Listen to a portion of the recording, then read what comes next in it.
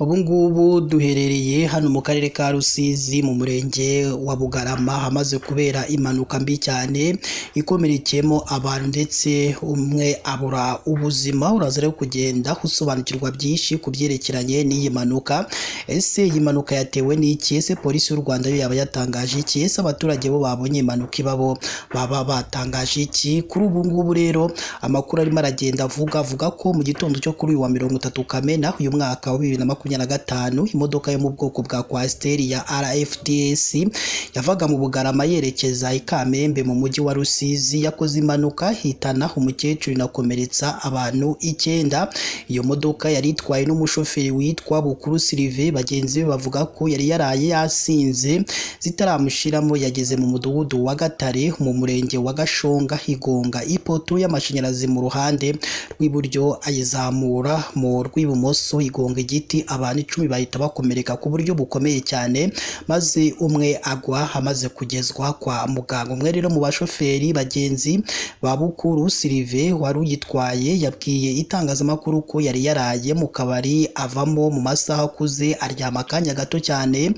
Saa 11 z'igitondo rero niho yahagurukije imodoka mu Bugarama yuzuye abagenzi bajya i Kamembe.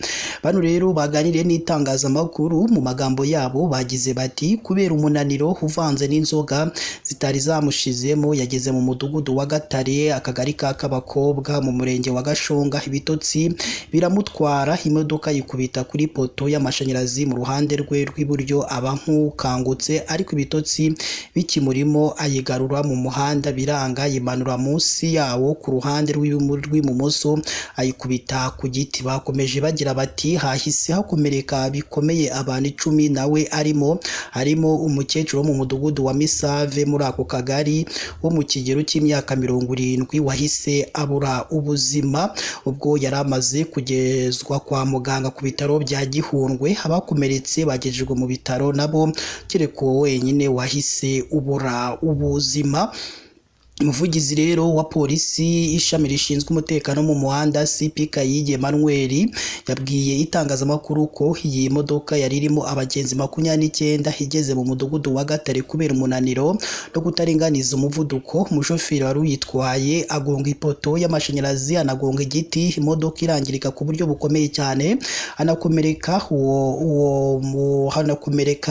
uwo mukecuru ndetse n'abo bantu. Hakomeretse abantu 10 bajyanwa mu bitaro bya Gihundwe. Bagejejeyo umukecuru wari ukijyamo ahita abura ubuzima. Imodoka irangirika bikomeye. Impanuka yatewe no kutaringaniza umuvuduko k'umushoferi bitewe naho yarageze. Ibyo rero ni ibyatangajwe n'umuvugizi wa polisi ishami rishinzwe umutekano mu muhanda CP Kayige Emmanuel, kandi yibukije abashoferi kwitwara neza mu muhanda birinda umuvuduko ukabije, gutwara bananiwe no gukorera ku jisho, abasaba kubahiriza amategeko y'umuhanda.